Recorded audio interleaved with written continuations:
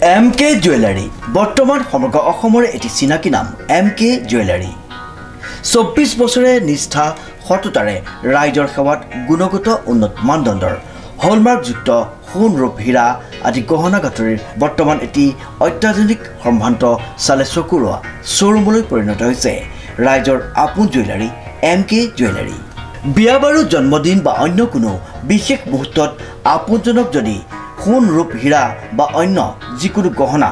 উপহাৰ দিব বিচাৰে তেন্তে MK জুৱেলাৰীক সদায় পাব আপোনালোকৰ কাষত প্ৰিয় গ্ৰাহকসকলৰ যদি সোণ ৰূপ বা তাম আদি গহনা গাঁথৰিৰ কোনো সমস্যা থাকে তেন্তে আমি আমাৰ নিজা কাৰখানাত ততাতৈয়াকৈ গ্ৰাহকৰ সুবিধাৰ প্ৰতি লক্ষ্য ৰাখি তৎক্ষণাত সমাধা কৰোঁ আপোনাৰ মৰমৰ পুত্ৰ বা জীয়ৰীৰ শুভ বিবাহৰ বাবে আমাৰ শ্বৰুমত হলমাৰ্কযুক্ত বিয়াৰ সম্পূৰ্ণ গহনা পোৱা যাব উচিত মূল্যত আৰু উচিত মানদণ্ডত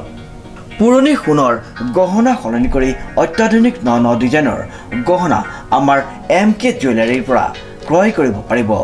প্ৰিয় গ্ৰাহকসকলক সম্পূৰ্ণ বিশ্বাসযোগ্যতাৰে আমাৰ শ্বৰুমৰ পৰা কোনো অসুবিধা নোপোৱাকৈ সেৱা আগবঢ়োৱাই আমাৰ একমাত্ৰ লক্ষ্য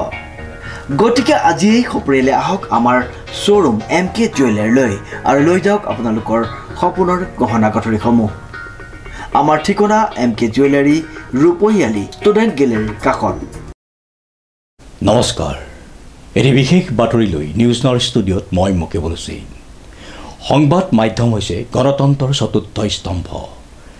2020 চনৰ 16 জানুৱাৰীত জন্ম লাভ কৰা প্ৰাত টাইম নামৰ চেনেলটোৱে অতিক্ৰম কৰিলে গৌৰৱোজ্জ্বল চতুৰ্থ বৰ্ষ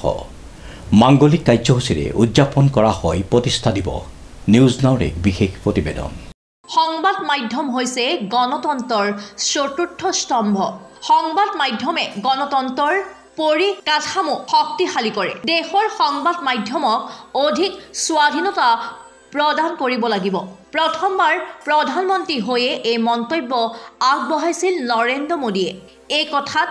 উদ্বুদ্ধ হৈ এটা ৱেব পৰ্টেল চেনেলৰ জন্ম দিছিল এগৰাকী দক্ষিণ কামৰূপৰ জ্যেষ্ঠ সাংবাদিকে 2020 চনৰ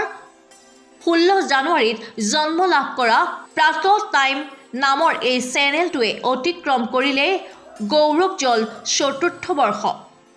সোমবাৰে মাংগলিক কাৰ্যসূচীৰে উদযাপন কৰা হয় প্ৰতিষ্ঠা দিৱসটি প্ৰতিষ্ঠা দিৱসৰ দিনটো সাংবাদিক শুভাকাংক্ষীক সম্বোধন কৰে প্ৰাত টাইমৰ পৰিচালন সঞ্চালক তথা জ্যেষ্ঠ সাংবাদিক খনিন্দ্ৰ কলিতাই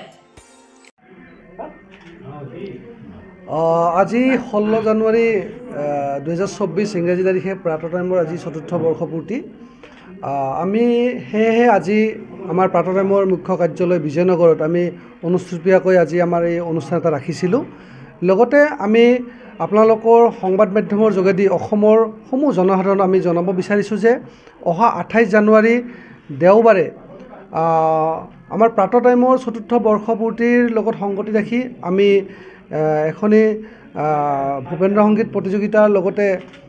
এখনি চিত্ৰাংকন প্ৰতিযোগিতা আয়োজন কৰিছোঁ এয়া আমি আয়োজন কৰিছোঁ আমিনগাঁও স্থিত শৰাইঘাট নাট্য মন্দিৰৰ যি পূজা মণ্ডপস্থলী আছে আমি তাত কৰিছোঁ আমি আশা কৰিছোঁ আমাৰ সেই অনুষ্ঠানত আপোনালোকৰ সকলোৰে আমি সহায় সহযোগিতা পাম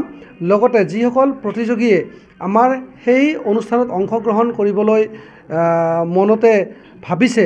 তেওঁলোকে আমাৰ লগত যোগাযোগ কৰিলে আমাৰ পৰা ফৰ্ম পাই যাব লগতে ফৰ্মত সকলো নিয়মাৱলী আমি তাত উল্লেখ কৰিছোঁ আৰু তেওঁলোকে অফলাইনত হওক বা অনলাইনত হওক তেওঁলোকৰ সেই ফৰ্ম আমাক জমা দিব পাৰিব সেয়া আমি অনুৰোধ জনাইছোঁ অহা 28 জানুৱাৰী 2024 ইংৰাজী তাৰিখ দেওবাৰে আমিনগাঁও স্থিত যি দুৰ্গা মন্দিৰ প্ৰাংগণ আছে শৰাইঘাট নাট্যগোষ্ঠীৰ যি দুৰ্গা মন্দিৰ প্ৰাংগণ আছে তাত সকলোৱে আহি উপস্থিত হওক আৰু আমাৰ অনুষ্ঠানটো সাফল্যমণ্ডিত কৰাৰ ক্ষেত্ৰত আমাক সহায় সহযোগিতা ব্যুৰ ৰিপৰ্ট নিউজ নাও 24/7